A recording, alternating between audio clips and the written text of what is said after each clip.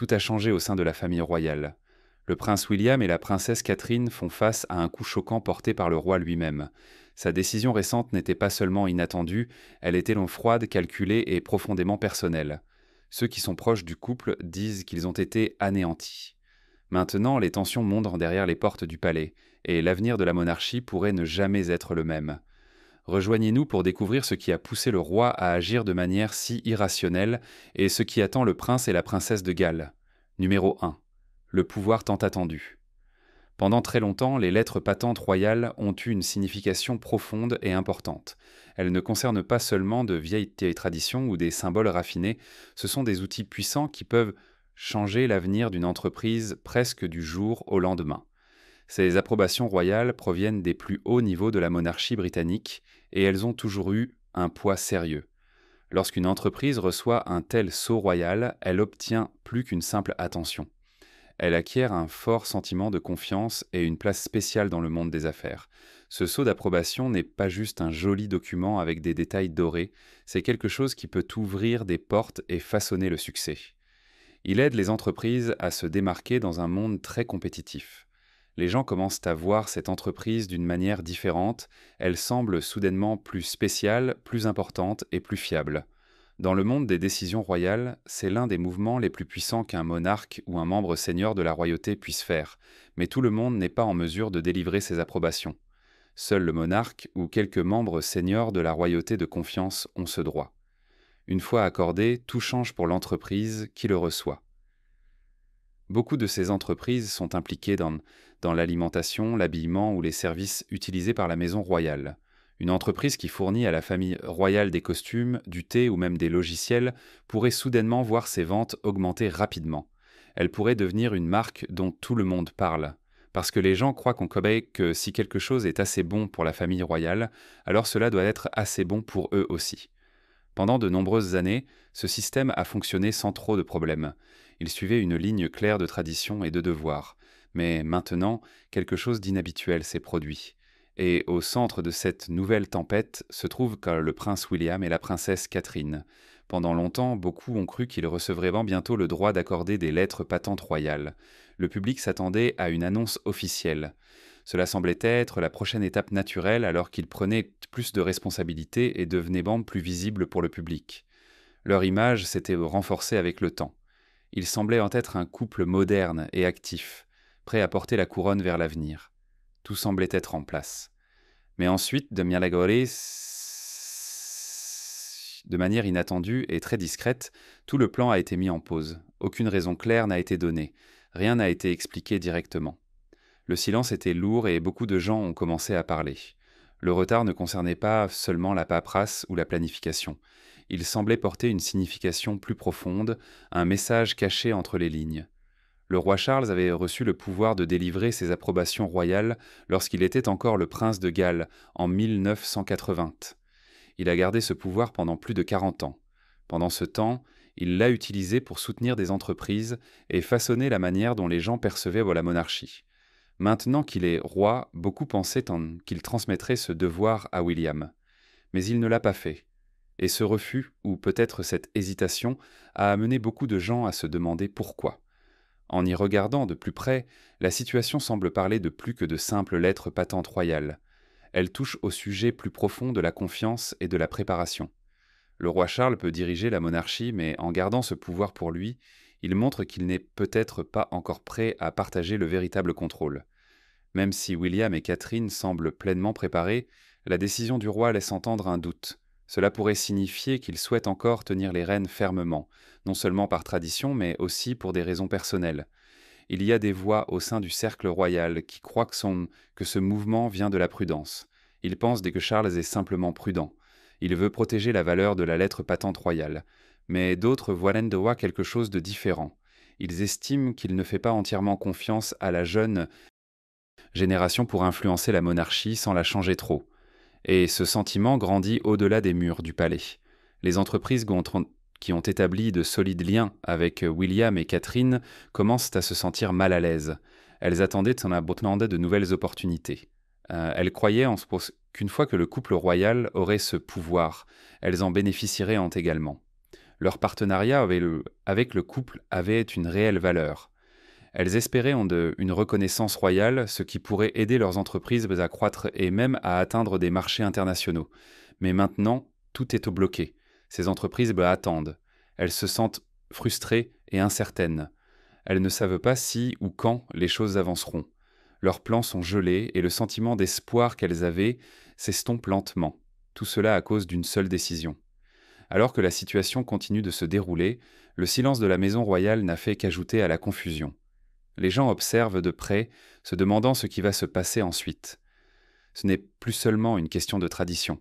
C'est une question de pouvoir, de confiance et de la manière dont l'avenir de la monarchie se façonne, non pas par des actions bruyantes, mais par de petites décisions prises derrière les portes du palais.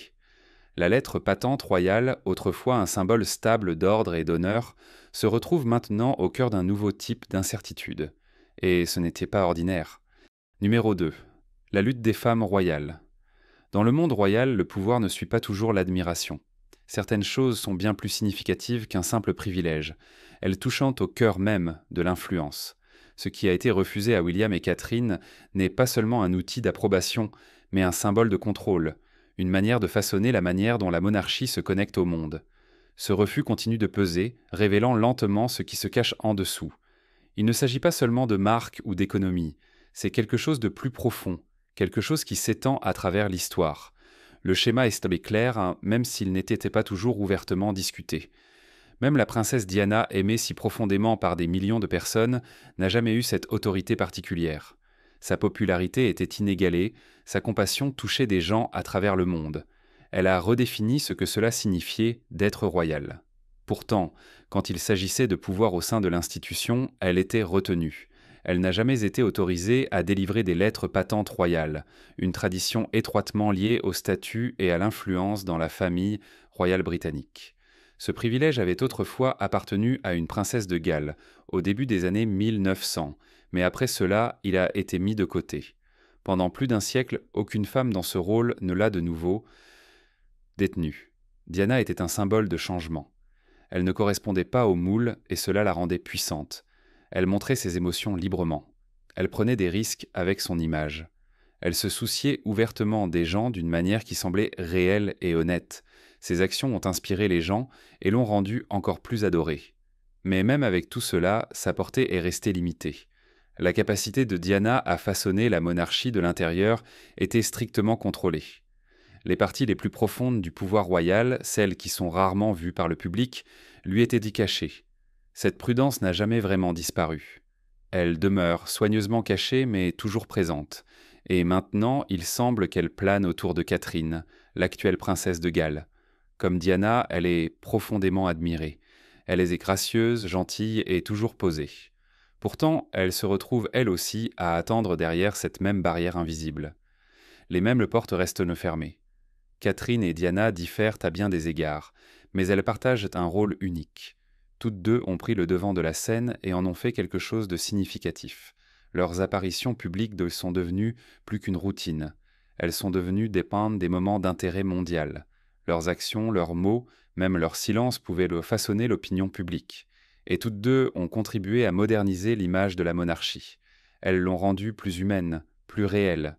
Mais tandis que Diana a défié le système par des mouvements audacieux et des émotions ouvertes, Catherine a suivi un chemin plus stable. Elle choisit la diplomatie, la patience et la loyauté.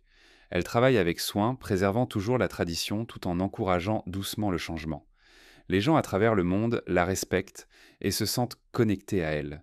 Sa présence apporte calme et force à la famille royale. Pourtant, cette dévotion prudente ne lui a pas valu la pleine confiance de l'institution. La question de la lettre patente royale peut sembler mineure de l'extérieur, mais elle reflète une hésitation plus profonde. Elle montre à quel point la monarchie avance lentement lorsqu'il s'agit de donner un véritable pouvoir aux femmes, même à celles qui la servent sans relâche. Catherine a prouvé son dévouement au fil des ans, pourtant ce rôle spécial reste juste hors de portée. Il ne s'agit pas simplement de paperasse ou de titres, il s'agit de la manière dont le pouvoir est partagé ou non partagé au sein de la famille royale. La vérité est écrite clairement dans la structure de la monarchie. Les membres féminins, peu importe à quel point ils sont aimés ou influents, restent souvent à la périphérie de la véritable prise de décision. Ils sont loués pour leur grâce et leur force, pour leur beauté et leur charme. Ils sont honorés lors des cérémonies, leur nom gravé dans l'histoire. Mais le contrôle plus profond reste souvent entre les mains d'autres. La tradition royale peut briller de gloire, mais elle est façonnée par des règles qui favorisent la prudence plutôt que le changement. Le temps a passé. La société a évolué. La famille royale s'est adaptée de nombreuses manières, mais ces petits détails montrent à quel point les vieilles idées demeurent profondément ancrées. Catherine, comme Diana avant elle, brille intensément aux yeux du public. Elle joue un rôle clé dans la formation de l'image de la famille royale, mais son influence reste limitée de manière silencieuse et ciblée.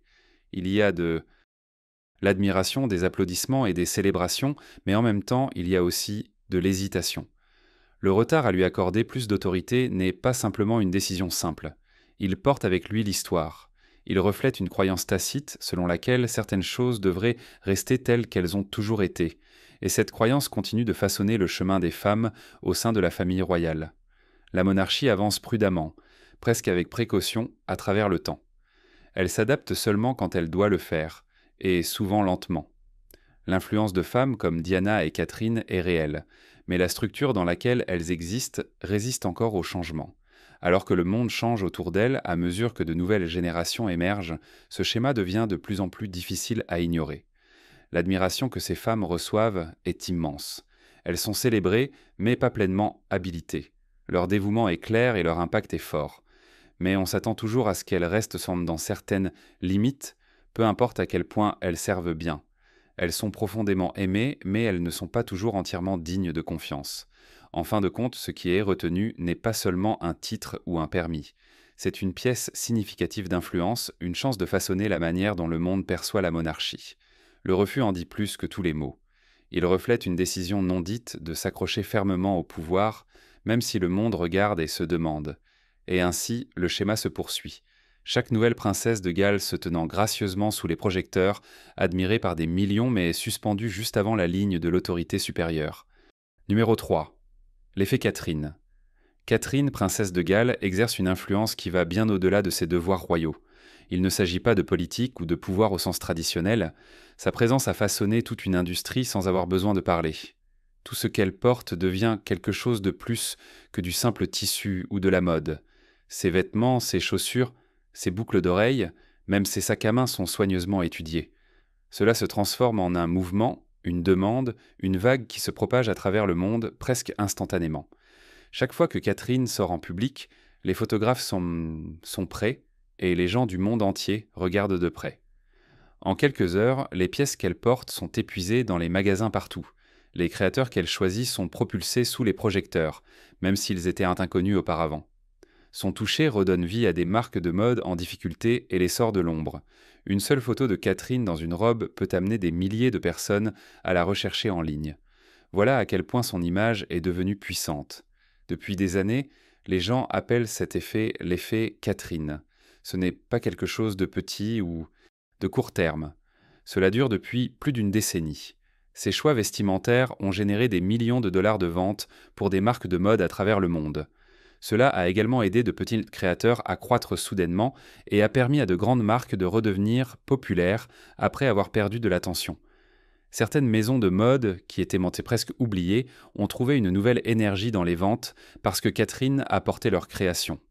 Ce type d'influence est rare, il n'a pas besoin de trop de discours. Elle ne parle pas pour les marques, elle ne fait pas de publicité pour elles, mais pourtant, elle change complètement leur avenir. Cela fonctionne à travers les visuels, à travers l'élégance, à travers des moments captés par la caméra. Le public réagit presque instantanément à tout ce qu'elle porte, et l'effet se poursuit pendant des semaines. Sa présence est souvent plus puissante que les plus grandes campagnes de marketing. Une seule apparition dans la bonne tenue peut faire ce qu'une équipe de publicité pourrait ne pas réussir à accomplir en plusieurs mois. Malgré cela, il y a des limites. Catherine ne peut pas officiellement soutenir ou approuver une marque. Même si ses choix de mode bénéficient à de nombreuses entreprises, elle n'est pas autorisée à connecter formellement son nom au leur. Et cela est dû au fait qu'elle n'a pas le droit de délivrer un mandat royal, qui est une permission spéciale accordée par une figure royale à une entreprise, montrant qu'elle est officiellement utilisée ou soutenue par la maison royale. Catherine n'a pas été autorisée à accorder ces mandats. Cette restriction ne concerne pas seulement des règles, il s'agit de contrôle. Le roi Charles a décidé de ne pas donner à Catherine ou au prince William la capacité de délivrer des mandats royaux, et cette décision en dit long. Cela signifie que la génération plus âgée n'est pas prête à céder certains types d'autorité. Même si le public réagit clairement à l'image et au style de Catherine, la monarchie se retient. Les jeunes royaux reçoivent l'ordre d'attendre, même lorsque leur influence est évidente et croissante. Cette pause a causé une grande déception. Beaucoup de gens dans le monde de la mode s'attendaient à un changement. Ils croyaient qu'une fois William et Catherine passés à des rôles royaux plus centraux, ils seraient en mesure de soutenir formellement les entreprises qu'ils soutiennent déjà si souvent. Les créateurs et les marques se préparaient déjà à ce moment. Ils imaginaient que cela viendrait avec des célébrations et de nouvelles opportunités. Au lieu de cela, ils ont été confrontés au silence. Et ce n'est pas juste une question de paperasse. Cela ressemble à un signal, un choix fait avec intention.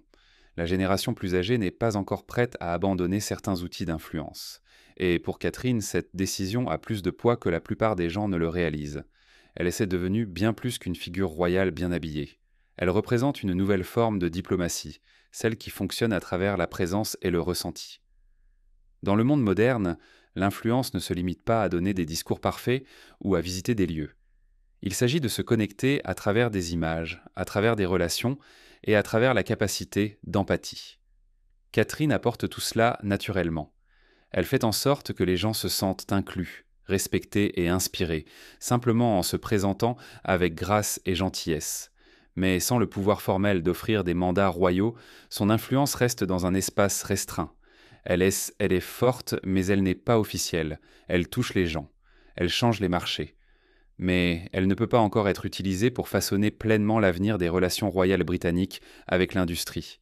Elle reste limitée, comme une belle peinture cachée derrière du verre, vue mais non touchée. Pourtant, son rôle continue de croître de manière imparable. Chaque fois qu'elle apparaît en public, l'effet se propage à nouveau. Les créateurs retiennent leur souffle. Les magasins se préparent à une vague d'intérêt. Les gens du monde entier prêtent attention. Catherine ne cherche pas les projecteurs, mais ils la suivent quand même. Sa présence calme, ses choix gracieux et ses apparitions soigneusement planifiées en disent long. Même sans pouvoir formel, elle crée le changement. Avec dignité, elle continue de façonner le monde qu'elle traverse, un pas, une tenue et un moment à la fois. Numéro 4. Un visage moderne de la monarchie.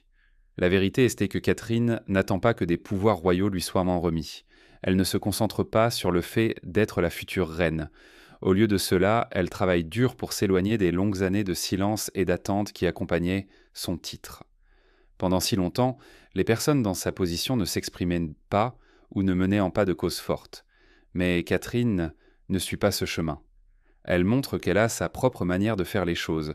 Avec chaque projet qu'elle lance et chaque cause qu'elle prend en charge, elle change lentement ce que signifie faire partie de la famille royale. Elle n'a peut-être pas tous les pouvoirs officiels que son titre promettait autrefois. Ses rôles traditionnels sont toujours retenus, mais elle crée quelque chose de nouveau et de significatif. Elle gagne la confiance du public.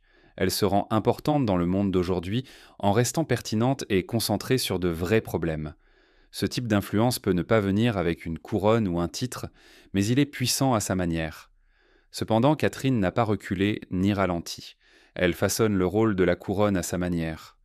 Les honneurs royaux peuvent prendre du temps à arriver, mais Catherine ne compte pas là-dessus. Elle travaille à bâtir quelque chose de différent, quelque chose qui dure plus longtemps que les cérémonies. Pendant que d'autres attendent que des devoirs officiels leur soient attribués, elle a déjà choisi un chemin qui compte. Elle a placé son attention sur quelque chose de profondément important. L'enfance. Elle n'a pas choisi n'importe quel aspect de l'enfance. Son focus est sur les premières années, les 5 premières années de la vie. Ce sont les années qui façonnent presque tout ce qui vient après. Les scientifiques ont dit que la petite enfance est la base de la santé, de l'apprentissage et du comportement. Catherine prend cela au sérieux. Elle n'attend pas que le changement vienne des autres. Elle apporte le changement elle-même. Pendant que la famille royale discute des droits cérémoniels et de qui peut faire quoi, Catherine a choisi d'agir. Elle a un plan clair. Ce n'est pas une question de sourire pour les photos ou de couper des rubans. Il s'agit d'un travail efficace de politique, de recherche et d'impact. Il s'agit d'aider les gens de manière concrète. Au centre de ces efforts se trouve le Business Task Force for Early Childhood de la Royal Foundation. Ce projet est dirigé par elle et il est audacieux. Il se distingue de tout ce que la famille royale a fait auparavant. Dans un pays où les frais de garde d'enfants sont élevés et où le soutien émotionnel pour les enfants est souvent ignoré, Catherine a trouvé un moyen d'intervenir. Elle utilise sa position non pas pour donner des ordres, mais pour montrer l'exemple et aussi diriger avec intention. Fait intéressant, de plus en plus de personnes se joignent à elle. Catherine a rassemblé un fort soutien de grandes entreprises. Elle a impliqué des entreprises comme IKEA, NatWest et de grandes chaînes de supermarchés. Elles ne se contenteront pas de faire des dons. Elles travaillent ensemble pour un changement sérieux. Elles construisent des programmes pour soutenir les parents travailleurs. Elles aident les jeunes enfants à grandir de manière saine. Elles s'assurent que le bien-être des enfants est discuté lors des réunions d'affaires, pas seulement dans les écoles ou les foyers. Catherine écoute, étudie et rassemble les gens. Et ces efforts font une différence. Un grand moment est venu lorsqu'elle a publié un rapport percutant. Ce n'était pas juste un document rempli de faits, c'était un défi pour tout le pays. Il expliquait clairement comment les premières années façonnent tout, de la santé mentale à la force de l'économie. Je m'intéresse aux premières années. Je pense que c'est vraiment plus grand que cela. Ce n'est pas seulement une question d'enfants heureux et en bonne santé. Il s'agit de la société que j'espère que nous pourrions et pouvons devenir. Elle n'en a pas parlé de manière douce ou émotionnelle. Elle a montré la dure vérité. Si ces années sont ignorées, le coût sera élevé, financièrement, socialement et émotionnellement. Pour la première fois, quelqu'un de la famille royale ne se contentait pas de sensibiliser. Catherine offrait de vraies solutions. Ses actions ont eu des résultats immédiats. Les médias ont changé de ton. Ils ont commencé à la prendre plus au sérieux. Les politiciens ont commencé à prêter attention. Et les parents, fatigués, inquiets et souvent se sentant seuls, ont eu l'impression que quelqu'un les comprenait enfin. Catherine s'est connectée avec eux, non pas en se cachant derrière des privilèges royaux, mais en restant stable et en faisant le travail. Elle crée une nouvelle façon d'être royale. Ce n'est pas une question de tradition ou de titre. Il s'agit d'intention. Il s'agit d'utiliser l'influence pour aider les gens et changer l'avenir. Ces efforts vont bien au-delà des palais ou des cérémonies, mais en même temps, les signes habituels du pouvoir royal ne lui sont toujours pas accordés. Elle ne peut toujours pas délivrer de mandats royaux. Ces anciens symboles de pouvoir sont retenus. Cependant, elle continue d'avancer. Son travail reste réfléchi, remplissant l'espace laissé ouvert par une action politique lente. Elle montre que le véritable leadership n'est pas quelque chose qu'on vous remet, c'est quelque chose que vous construisez. Vous le construisez par des actions, par des idées, par des plans solides. Vous le construisez en vous présentant encore et en restant fidèle à vos objectifs. Catherine construit de l'espoir. Elle donne aux gens quelque chose en quoi croire. Mais alors qu'elle avance, le prince William se retrouve à faire face aux doutes seul. La pression repose sur lui. Il se trouve sous un type de projecteur différent. Et dans cet espace, les questions arrivent les unes après les autres sans pause. Contrairement à son frère Harry, qui a choisi de s'éloigner de la vie royale de manière bruyante et publique, William était resté. Ils avaient partagé le même chemin, mais pas toujours le même cœur. William était resté aux côtés de sa famille, a suivi les règles, a fait ce qu'on attendait de lui. Il a toujours été vu comme le fort, le stable, le loyal. Bien qu'ils puissent sembler rivaux à ce stade, ce n'était pas toujours le cas. Numéro 5. Deux faces d'une pièce. Le prince William et le prince Harry partageaient autrefois un lien profond et fort qui semblait inébranlable. Ils apparaissaient pensés comme deux frères, tant ceux qui se comprenaient véritablement, se tenant côte à côte à chaque moment. Leur lien, construit depuis l'enfance, semblait naturel et sans effort. Il était façonné par l'amour, la loyauté et des expériences partagées. Mais avec le temps, cette connexion a lentement changé. Ce qui semblait autrefois permanent s'est maintenant transformé en une relation distante et froide. La proximité qui les unissait autrefois a cédé la place au silence et à la distance.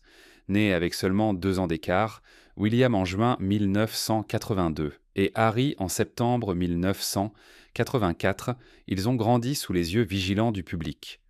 Dès leur naissance, ils n'étaient pas seulement les fils du prince Charles et de la princesse Diana, mais aussi les jeunes visages d'une future monarchie. Leur vie n'était remplie de privilèges, mais comportait également une pression énorme.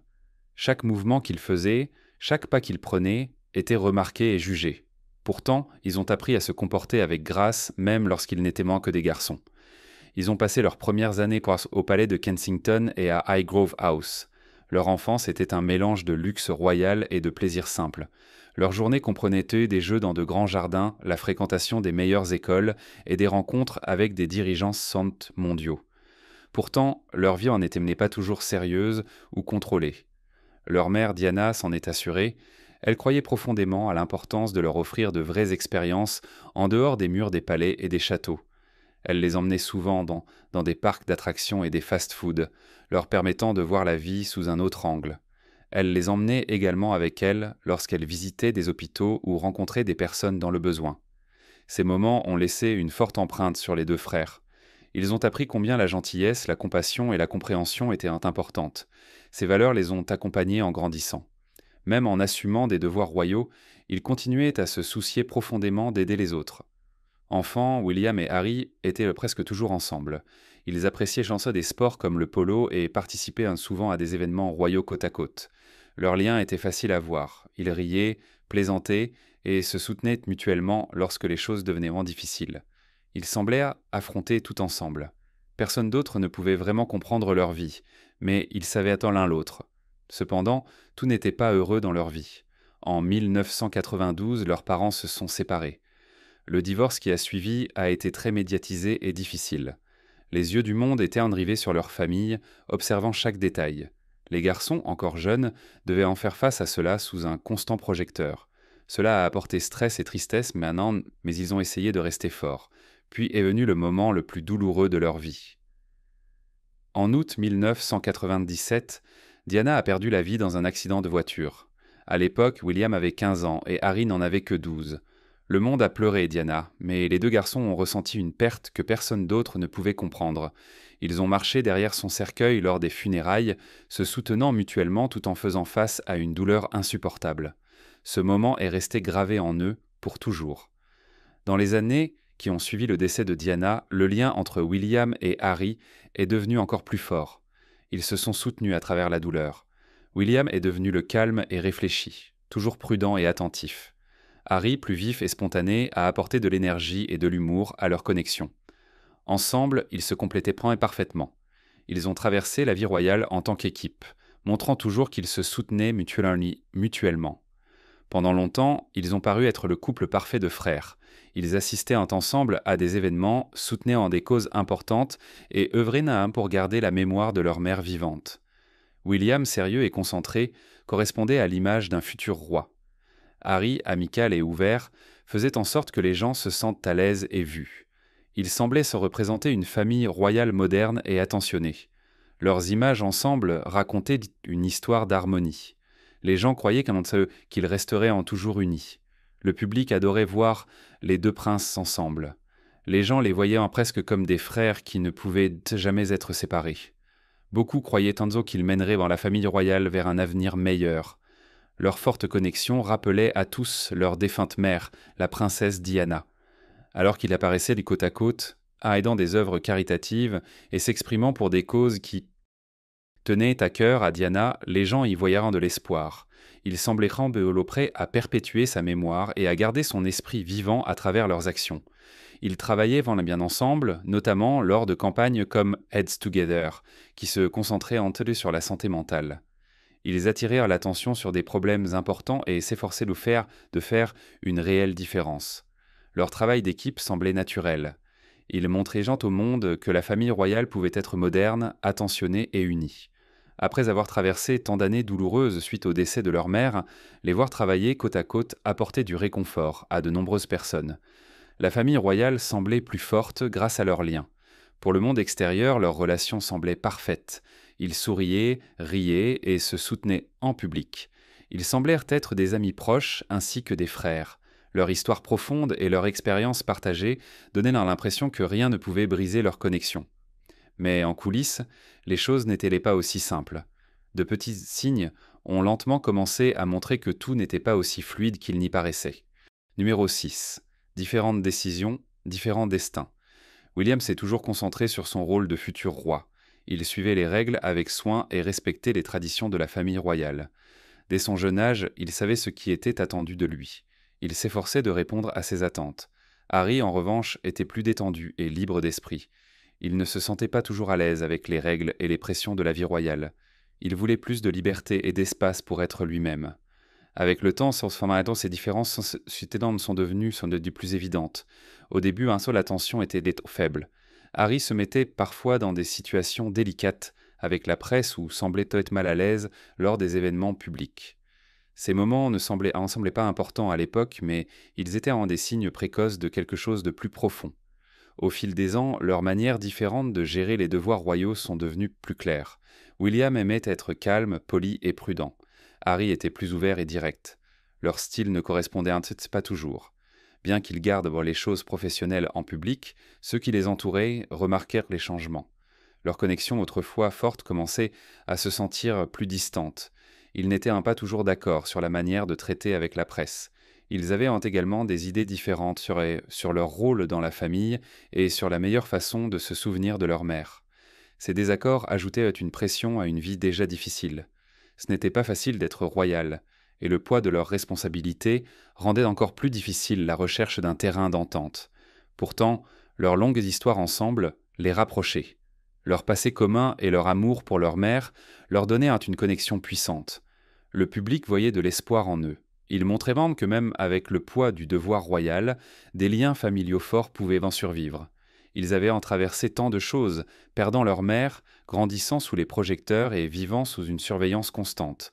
Ce genre de lien ne se brise pas facilement. Mais à mesure qu'ils grandissaient, les choses qui les rapprochaient autrefois les éloignaient également. Ils n'étaient plus des garçons marchant derrière le cercueil de leur mère. Ils étaient des hommes avec des rêves, des opinions et des responsabilités différentes. Peu à peu, les choses ont commencé à changer. Leurs différences, autrefois petites, devenaient de plus grandes. William se concentrait davantage sur la tradition et le devoir. Harry commençait à chercher un chemin différent. Leurs opinions et choix n'étaient de plus alignés. Ce qui était autrefois un lien fort commençait à s'affaiblir. À l'intérieur du palais, les choses vont être encore plus compliquées. La famille royale ne partage pas souvent ses affaires personnelles, donc beaucoup de ce qui se passait entre les frères restait privé. Ils commençaient à apparaître moins ensemble, et quand ils le faisaient, la chaleur entre eux avait clairement diminué. La distance grandissait entre eux, non seulement lors des apparitions publiques, mais aussi dans les moments personnels. Le sentiment de soutien qu'ils partageaient autrefois commençait à s'évanouir. Leur vie commençait à aller dans des directions opposées, et la connexion qu'ils avaient construite depuis l'enfance commençait à disparaître. Ce qui semblait si fort maintenant paraissait incertain. William avait toujours porté un lourd fardeau. En tant que futur roi, tout ce qu'il faisait comptait. Chaque pas devait être prudent. Chaque mot était important. Il avait été élevé pour penser à l'avenir de la monarchie et à tout ce qu'il faisait. Cette responsabilité le façonnait. Il faisait des choix réfléchis, y compris son mariage avec Kate en 2011. Leur partenariat l'aidait à construire une image stable et respectée. Ensemble, ils montraient donc que tradition et vie moderne pouvaient coexister. Les gens admiraient leur équilibre et William devenait plus confiant dans son rôle. Alors que William s'installait dans son futur rôle, Harry se sentait de plus en plus perdu. Il n'avait pas le même chemin clair. Il avait souvent l'impression de vivre dans l'ombre de William. Les traditions de la vie royale ne lui apportaient pas de paix. Il voulait quelque chose de plus personnel, quelque chose qui lui appartenait vraiment. Il ne voulait pas être juste le remplaçant. Il voulait un rôle significatif, qui reflétait ses propres valeurs. Harry a commencé à chercher ce but. Il a remis en question les anciennes règles et a essayé de trouver de nouvelles façons de faire une différence. Mais ce n'était pas facile.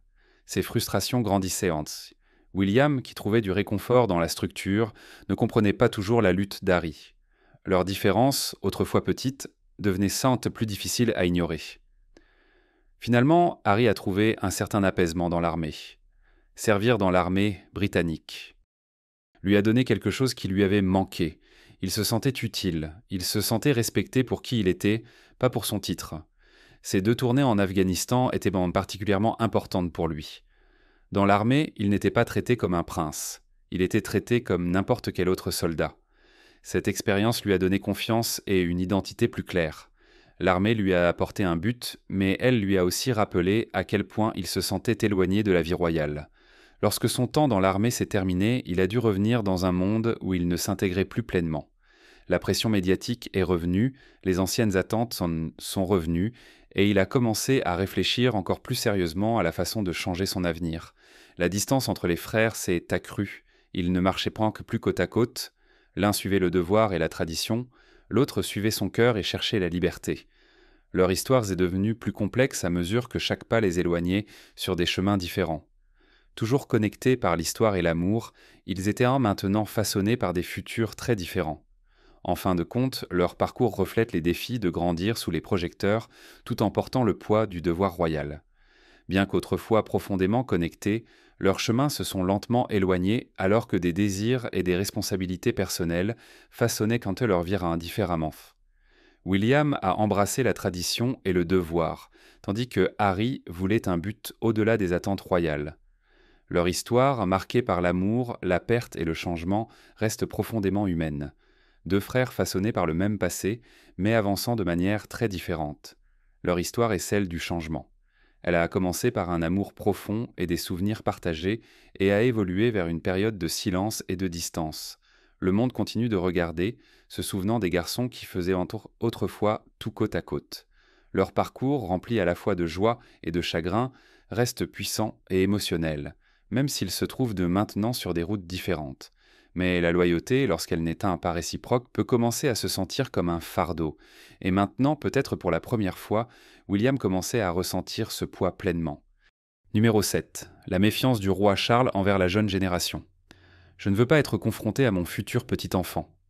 Alors pourquoi n'as-tu pas fait quelque chose ? Sous son image royale et ses devoirs, il y avait peut-être de l'espoir. Peut-être que le prince William croyait que les années de préparation portèrent enfin leurs fruits, que son père était prêt à le laisser façonner l'avenir de la monarchie. Mais au lieu d'un pas en avant, il se retrouvait immobile. Il était loué en public, mais bloqué en privé. Ce qui lui était refusé n'était pas seulement un titre ou une responsabilité occasionnelle. C'était quelque chose de symbolique, quelque chose qui montrait la foi et la confiance. Cela aurait marqué le début d'un plus grand leadership pour William. La décision de le retenir a laissé un vide, non seulement dans son cheminement, mais aussi dans la confiance entre père et fils. Cela a touché la famille Twales directement et douloureusement. Au fil des jours, les gens ont commencé à remarquer de petits signes, moins de moments partagés entre le roi et son héritier, plus de distance, plus de silence.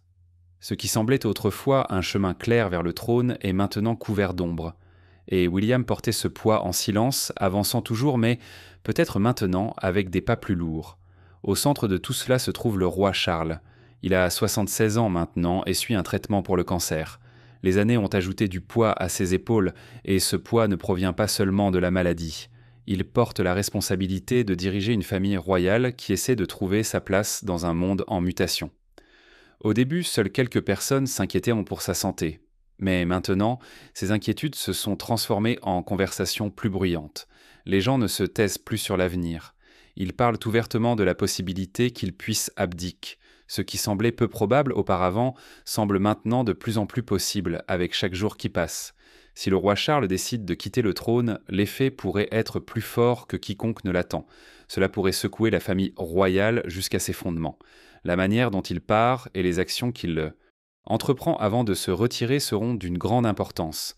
S'il ne transmet pas entièrement le pouvoir à son fils, le prince William, alors un dangereux vide pourrait s'ouvrir. Ce ne serait pas seulement un transfert pacifique, cela pourrait devenir une période de confusion et d'incertitude. Malheureusement, le prince William se trouve au centre de cette tempête.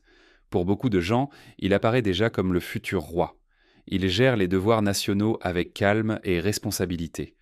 Il parle avec soin, agit avec respect et montre un sens de l'équilibre pendant les moments difficiles. Les gens ont lentement appris à lui faire confiance. À ses côtés, Catherine apporte chaleur, dignité et gentillesse. Ensemble, ils ont passé des années à construire un lien avec le public. Ils représentent quelque chose de nouveau et d'espérant, un couple royal auquel beaucoup se sentent qu'autant connectés. Mais la vérité derrière leur popularité croissante est plus complexe. Leur image peut être forte, mais sans les pleins pouvoirs de la couronne, leur influence reste limitée. Ils sont admirés, mais l'admiration n'est pas la même chose que l'autorité. Si le roi ne donne pas officiellement à William tous les droits, rôles et pouvoirs qui viennent avec le fait d'être héritier, alors William restera coincé dans un espace entre le devoir et le destin. Il aura l'air d'un leader, mais ne le sera pas pleinement. Et c'est là que le véritable danger commence. À l'intérieur du palais, les gens ont commencé à s'inquiéter. Des initiés disent que sans une transition claire et complète, tout pourrait commencer à s'effondrer. Le public se tournerait vers William pour des conseils, mais les systèmes royaux traditionnels pourraient ne pas réagir assez rapidement. Les décisions pourraient être retardées, les actions ralenties, et au lieu de stabilité, la famille royale pourrait faire face à la confusion. À une époque où de plus en plus de personnes remettent en question le pouvoir royal, un moment d'hésitation pourrait causer de réels dommages.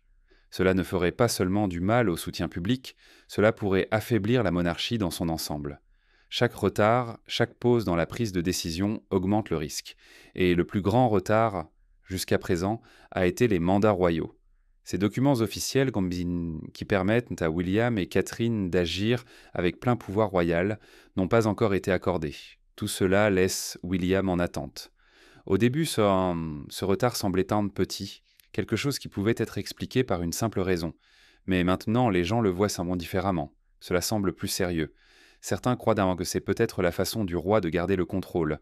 D'autres pensent que cela pourrait montrer son doute sur l'avenir ou ses propres sentiments de paranoïa. Quelle que soit la véritable raison, cela a créé plus de distance entre les générations. Cela a amené les gens à se demander si le roi est vraiment prêt à lâcher prise, pas seulement de son rôle, mais de sa méfiance envers ceux qui viennent ensuite. William et Catherine se tiennent tous deux sous les projecteurs, observés de près par des millions de personnes. Le public voit leurs efforts et leur patience, mais sous le calme, le temps presse. Ce moment ne concerne pas seulement leur préparation, ils ont déjà prouvé qu'ils pouvaient diriger. La vraie question est de savoir s'ils auront la chance de le faire avant qu'il ne soit trop tard. Un retard pourrait transformer la force en doute. Un transfert flou pourrait apporter confusion au lieu de continuité. La famille royale a atteint un carrefour. Les prochaines étapes façonneront ce que la monarchie deviendra à l'avenir. William et Catherine avanceront-ils pleinement habilités ? Ou seront-ils retenus par des traditions qu'ils n'ont jamais demandées et un héritage qu'ils n'ont pas choisi ? Chaque jour sans une décision claire rend cette question plus urgente. Lorsque des moments comme celui-ci se produisent souvent, ils laissent une marque. Et en ce moment, cette marque se forme lentement et sérieusement. Alors que la couronne attend, le monde regarde pour voir ce qui vient ensuite. Quelles sont vos réflexions sur la décision du roi Charles de retenir le contrôle du prince William et de la princesse Catherine ? Faites-nous part de vos opinions dans les commentaires. Si vous avez aimé cette vidéo, aimez et abonnez-vous à cette chaîne. Avant de partir, regardez les autres vidéos sur votre écran.